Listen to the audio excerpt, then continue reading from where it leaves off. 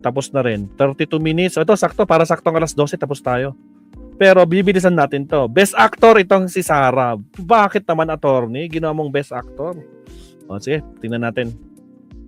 May Daily Coins Rush na. Check in daily for bigger rewards. Again, sa mga bagong pasok. Mag-check. Sa mga bagong pasok, huwag kalimutan mag-like and subscribe. Baka nakalimutan nyo mag-like. Ay, na-like natin. Wait lang.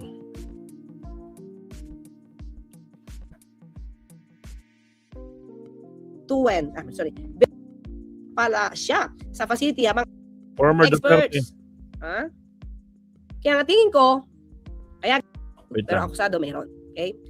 Composing the panel and all of the relevant circumstances of the case, the chamber was satisfied that Mr. Duterte is able effectively to exercise his procedural rights and is therefore fit to take part in the pre-trial proceedings Fit na fit which si are Digong. thereby resumed.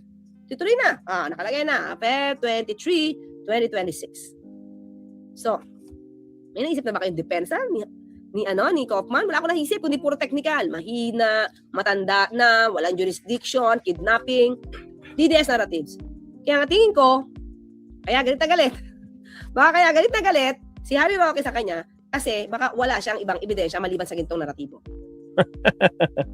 Yun lang, attorney. Well, let's face it, may hirapan naman talaga si Kaufman kahit napakalaki ng bayad sa kanya. Kung paano ito ididepensahan. Bakit? Kasi, umamin ang kliyente niya sa lahat ng mga killings. Hindi man sa lahat. Mga ilang killings. Nagturo pa siya ng mga dumaan sa pagiging DDS habang may hearing sa Senado. Sa Senado ba yun? Wait, nisip ko sa Senado. Si Senado nga. Tinuro, ayan, sabi niya, si Senado nga, tinuro niya siya. Yan, si Bato, Danao, ilan na nabatay mo? Sila dyan, duman sa DDS. Diba, meron siyang ganon. Ang dami niyang inamin. Okay? At,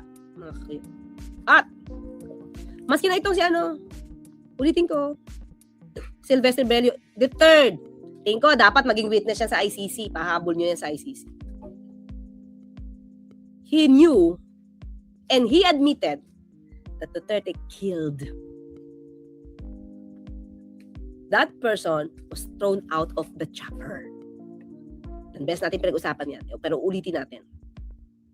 Pero, ba't nawawala ngayon si Sylvester Bello to prove the fact that dating Pangulong Duterte is a killer, murderer? Sabi niya, lumaban eh. Lumaban daw. Okay, lumaban. Ba't mo dinala sa chopper? Ba't mo sinakay? Nanlaban. Diba? Dapat dinadala sa presinto, di ba? Kung ano man ang kaso niya. Ay, maliit ba ito kanina? Malaki naman. Diba? But anyway, so fit for trial. Ayan ang announcement ng ICC. Now, clear. Eto na. Eto na ngayon. So, may confirmation of charges sa Lunes. So, anong gusto ni dating Pangulong Duterte? Eto. Rodrigo Duterte has made a last-minute request to skip his confirmation of charges hearings in person. This raises questions for a pre-trial that had previously appeared ready to proceed. Duterte says in the letter, quote, I am old, tired, and frail. I wish for this court to respect my peace inside the cell it has placed me. Mga clear, sabi ko sa inyo, ito rin yung drama ni dating Pangulong Duterte para hindi siya makulong. Pinakita ko na yan sa inyo. Diba? Pinakita ko na sa inyo yan, kaya malakas ang loob niya na pumatay dahil unang-una may immunity daw siya. Pangalawa, matanda na siya, kaya i-release din siya. Diba? I-release din daw siya. Kaya sabi niya, you just cannot arrest me. Diba? So, ito mga kaklir, ha? Sige, tuloy tayo. old, tired, and frail. I wish for this court to respect my peace inside the cell it has placed me. His lawyer, Nicholas Kaufman, also says they made the request earlier but were constrained to only file Wednesday because the pre-trial chamber requested Duterte to personally sign the waiver. The first day of hearing is scheduled for Monday, February 23, giving the International Criminal Court pre-trial chamber judges only until Friday, February 20. Under the ICC rules, the chamber may proceed with the hearings even without Duterte if there is a legal basis. They could also deny the request and order him to appear. Meantime, mamamayang Liberal Representative Laila... Okay mga klira, pakita ko lang sa inyo ang madramang letter. Saan na yan? Tika lang. Sec. Nahihiya nang magpakita si Rodrigo Roa Duterte. Gamayan? DCS? Ganun ba? Rodrigo Roa Duterte. Hindi, attorney, sabi niya. Uy, alam mo mga Ganon siya, attorney. Portragis. Ito, totoo lang, may mga nagmamahal talaga dito. Siguro natulungan niya. So, lang, ito they have to face this. This is the reality. Diba? Sabi niya. Basa ba? Kita ba? Basahin natin para mas madrama.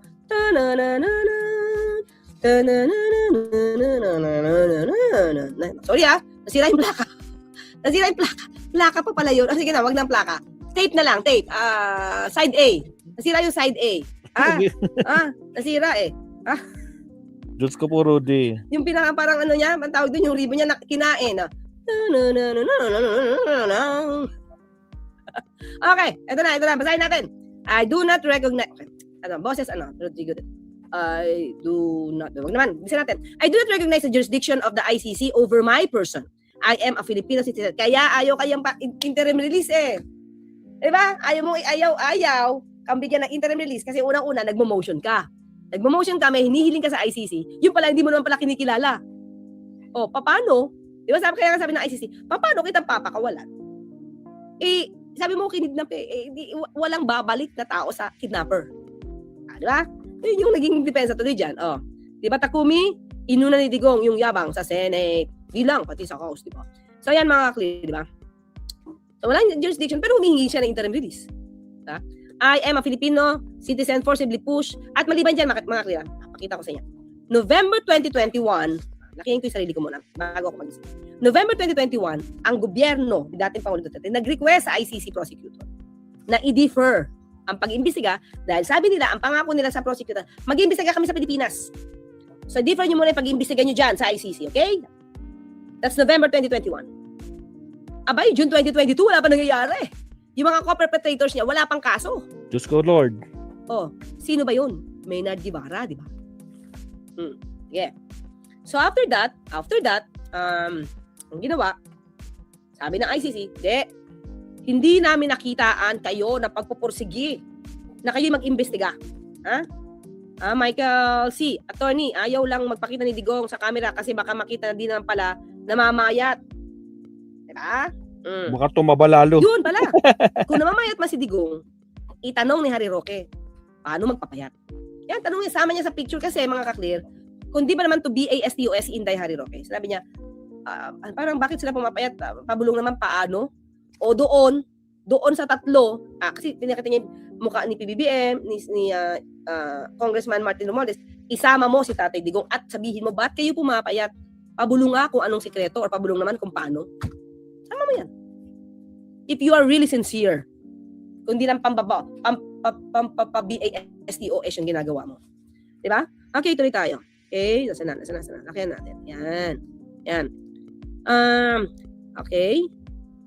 I am a Filipino citizen forcibly pushed into a jet for DDS talaga yung naratibo and rendition to the Hague in the Netherlands in a flagrant contravention of my country's constitution and of national sovereignty.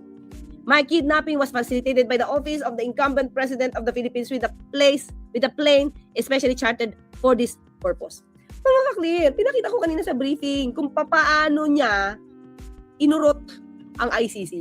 Go ahead. Hurry up, ICC. Diba?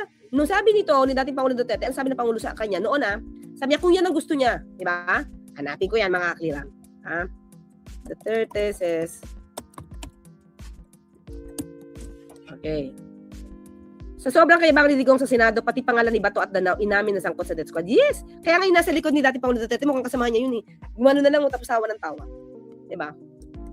Okay, tapos, ano to nung sinabi niya, wala na dito. Ito, hurry up. Ex-President calls for ICC. Nung tinanong ang Pangulong dito, sabi niya, kung yun ang kanyang desisyon. Diba siya yung nagpa-hurry up? Oh, ayan oh. Okay. Pakita ko ng konti ito. Sabi ng Pangulo dyan, kung yan ang decision niya. So be it. Diba? Ayan, Duterte tells ICC to hurry up with probe. Baka mamatay na ako. Kaya nga, minadali. Tagal pa nga eh. Minadali niya. Oh. Tapos sabi niya, kidnapping. Oh, the ICC does not scare me. Oh, bigyan mo ako ng pera. Ako ang pupunta sa ICC doon. Ako na mismo magpapaimbestiga doon. Oh, nandyan ka na. It's your wish. Bigyan mo ako ng pera. Hindi ka binigyan ng pera. Binigyan ka ng transportation. Kasi wish mo. Di ba? Bigyan mo ako ng pera. Ako na pupunta sa ICC doon. Ako mismo magpapaimbestiga. And then you will claim kidnapping. Di ba? It's your wish. Oh. Diba? Okay, go tayo. Ha? Kasi sabi ko kanina, kahit sa briefing sabi ko, siya ang may gusto. Ready siya for arrest. Venice Mantarin. Ready siya for that. Sige, tuloy tayo. Okay. Sana yun. Nasa na yung binabasa ko. Nakakaiyak. Yan. Nakakaiyak to. Alam mo, pinost pa yata ito ni Pulong para talagang magpaawa sa tao. Ha? The claim that I oversaw a policy of extrajudicial killings is an outrageous lie. These claims have been peddled by my political opponents for many years, and as my nation knows, they are based on the word of individual whose credibility has been thoroughly discredited. So, ibig sabihin, at sabi ni Mayor Magalong na sa panahon mo maraming extrajudicial killings, inamin mismo ng oversight committee head mo. Ibig sabihin, sinungaling siya. Sinungaling ba siya? I do not wish to attend legal proceedings that I will forget within it. Pero ito, natandaan niya lahat yan. Binasa niya sa kanya yan. Pati pagkikidnap di umano sa kanya. So, paano? Sabi ni Senator Leila de Lima, ni Congresswoman Leila de Lima, it just shows, hindi ka ulianin. Ha? So, di ba? Dramang-drama dito, no? So, tandaan natin, ano ba to sinabi ni Vice Presidente. Paano niya kinilala ang tatay niya, Ito. Ito yung kilalanin ang tatay niya. Sabi yan. Magbigay daw po. Bank account. Yan. Isa-isa ko. Meron talagang mga... Tanong ko yung bangko, bakit may ganito? Okay, sa akin Ay! my fault, ma'am. Hindi pala to. While you were at the House of Agent with Government, ma'am, they handed over the letter of invitation. Sabi ko, Ano yun? Wait Initial reaction ko, siguro narinig nila yung hearing ko sa Senate kasi sinabi ko kasi hindi ako naiimbita. Totoo yun kung doon sa unang-una. Pumunta ako, umupo ako doon. Kung umalis, pinayagan naman nila. Inimbita nila ako. Ano wala tuloy? Kasi nandun ako pumunta as well to submit an affidavit about the confidential funds. Under oath din naman yung affidavit. Priscilla Castro, shout out. And for all the others, we plan to tell them kung ano yung pwede nilang gawin sa akin. Ma'am, additional sa Ano na, mga Chris? so this is like anymore. Binagit ulit ni Trillanes yung sinasabi. Talaga sa lalaki. Makita eh. Wait. Yan.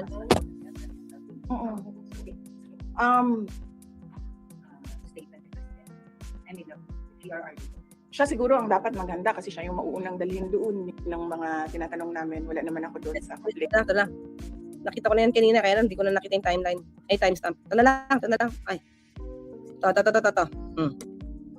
Vice President Sara Duterte describes her father Rodrigo Duterte as the best dramatic actor after the former president appeared at the House Quad Committee's probe into his administration's brutal drug war. The Vice President recalls telling her father he was the best dramatic actor for his so-called performance at the Quadcom hearing on Wednesday, November 13. Sabi niya, kumusta yung performance ko? And I said, the best dramatic actor. So, after rating from 1 to 10, sabi ko, you're 12. Oh, di ba? That is how she describes her father. Best dramatic actor from 1 to 10, you're 12. Over pa. So, ito ba sinasabi niya? Parte ng kanyang pagiging best dramatic actor. Di ba? Paawa. Ay, katulad nga ng sinabi ni Jan Magno, you're using your father to have a sympathy vote. The old man card activated. Tama, Samboy. Diba? Kasi itong old age na rin na ito, mga clear, ang ginagamit niya dito sa Pilipinas na sinabi niyang hindi siya makukulong kasi matanda na siya. Diba? Kaya mga kaklear, pero ito since ito naman ay inobjekan. Inobjekan ito ng prosecution. Okay? Dito tayo para may timeline tayo. Okay. The International Criminal Court prosecution is opposing former President Rodrigo Duterte's request to waive his right to appear at the confirmation hearing. In a 6-page filing dated February 19, Deputy Prosecutor Mame Mandiayan-Yang argues that Duterte failed to provide any compelling reason in his request, justifying that the confirmation hearing be held in his absence. Prosecution says Duterte's reasons for waiving his right to appear at the hearings show his rejection of the proceedings' legitimacy. The prosecution emphasizes that Duterte's refusal to acknowledge the proceedings' legitimacy does not constitute cause to hold the confirmation hearing without him. Yang then underscores that Duterte is fit, competent, and physically and mentally able to attend the hearing in person, adding that his health has been comprehensively examined and in-examine na mabuti. Diba? So, yung nandoon, mukhang drama. rehabilitated before the chamber. The prosecution notes how the chamber has put measures in place to ensure Duterte's comfort throughout the hearing. Yang likewise argues that Duterte's wish not to attend should be given minimal weight in the chamber's decision on this matter. He says that general health concerns alleged by Duterte have been fully considered and accommodated by the chamber as necessary and cannot be recycled as cause to hold the confirmation hearing in his absence. Yung bambalak. Baka yun, magpapaawa ulit sa court, hindi kaya. Anyway, sabi nga, hindi na, nakita na ng doktor Mga doktor, mga medical experts. The prosecution points out that Duterte stating he won't even follow the proceedings via video link shows the former president's reasons for not appearing are due to his lack of respect for the court. With this, the prosecution is requesting that the chamber reject Duterte's request to waive his right to appear at the confirmation hearing, scheduled to open on February 23. The confirmation of charges hearing will be held until February 27. Duterte is suspected of crimes against humanity of murder and attempted murder, allegedly committed during his administration's anti-drug campaign. So, inopose ang prosecution, mga kaklira. Kasi walang dahilan. Walang dahilan para daw siya ay hindi umappear.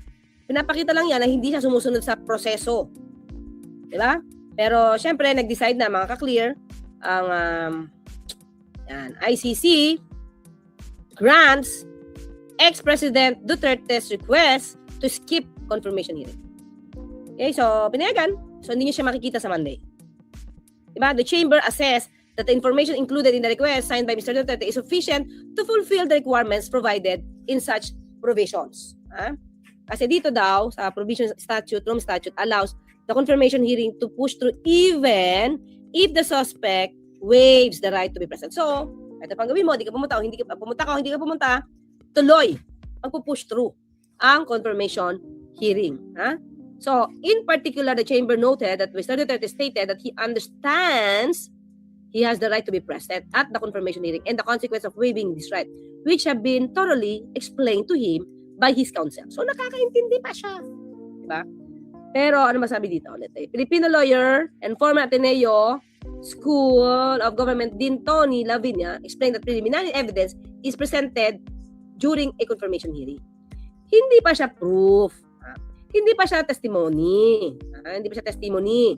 But, the basis of charges, what is being accused of, and what is the evidence for those charges. Yan. So, yan ang mangyayari sa Monday. Papakita yung mga ebidensya para malaman kung dapat pang ituloy yung hearing o hindi. The defense is supposed to give their case as to why this evidence is not valid, not sufficient for the charges. Hindi pa ito guilt. It's whether or not the charges are appropriate and therefore the case should proceed. Okay? So, titignan pa na base sa evidence. Magtutuloy ba tayo o hindi? O wala kang may ebidensya ang layo parang hindi mo makonect. Pag hindi na-connect, sabihin siguro ng justices doon or judges, do not proceed. So, depende yan kung paano isasalansan ng prosecutor ang kanilang mga ebidensya para magtuloy-tuloy ang hearing. Okay, mga ka-clear? Okay, so yun. Okay, nandito pa. Wait lang.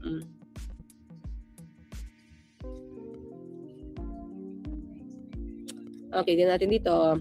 Another part of the news. Another news. Okay. ICC grants Duterte's request to skip confirmation of charges hearing.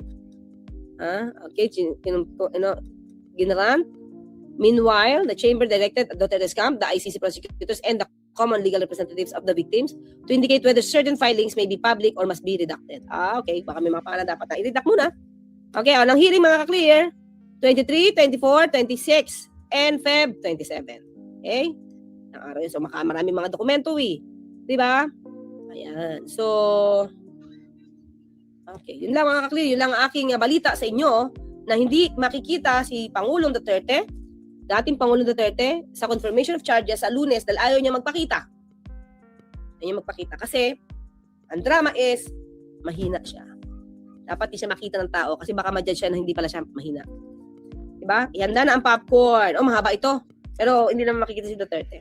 Bahala na yung lawyer, diba? Agent Lemon, Nelson Guntan, Guru Ako, USA. Oh. Kay Marites de la Cruz, Chris Angel, and Delia Rosario. Omnioji, sa Lunes na lang. Yes, junk. Oo, sa Lunes na lang. May tiyaga muna. Magtiyaga muna sa karton. No China made. Ha? Saan kaya kupalop ng Imperial Magtatago si BBM? Nakapolito talaga. No China made. No China made. Talaga. Siya, wala kapasok to. Sige. Gusto ko to ha. No China made. Lagi kang pumunta dito para, mabuksan. Diba? Unless troll ito. Ha? Pero pasok yan. Pasok. Ha? No problem. Sabi yan, dito mga clear ha. Inson. No problem. Ha? Mekus. Ha? Diyan pa lang, tagilid na si Duterte kaya di siya papayagan. Oo nga eh. Diba? Antonio Tungpanan, ayaw talaga nilang magsimula ng trial kaya kawawa si Digong. Parang nagagamit, no? Parang nagagamit ni VP Sara, no? Sa mga paawa. Ito yung letter, no? Nakita niyo kung paano paawa. He's not like that. We know him. Parang, paano siyang magsalita na inaako niya. Diba? Inaako niya yung patayan. Tapos ngayon biglang, ay, gawa-gawa lang yan ng mga kalaban ko. Nakalimutan yung, lapit nga, okay ha.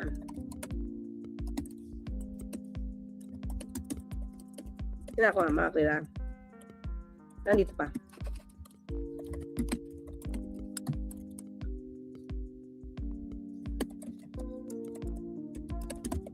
Natin, kung nandito pa. Ito ba yan? Ay, ito. Mga clear, pakita ko ha. Nandito pala. Mukhang hindi ito napanood. Bakit? Mukhang hindi ito napanood ni Kopman. Dito yan. Hello. I will take responsibility. And that I will take responsibility and military. This video. I've told the police and military to do their jobs and that I will take responsibility. This is all because of what happened, and I've never avoided the law enforcement or military issues. I've said I will protect you and I will take responsibility for everything. There will be legal proceedings, but I will continue to serve the country. The ICC. Diba? Inamin, di ba? And he did it for the country. So, nandun pa rin yung patayan. Diba? Hindi niya itinanggi.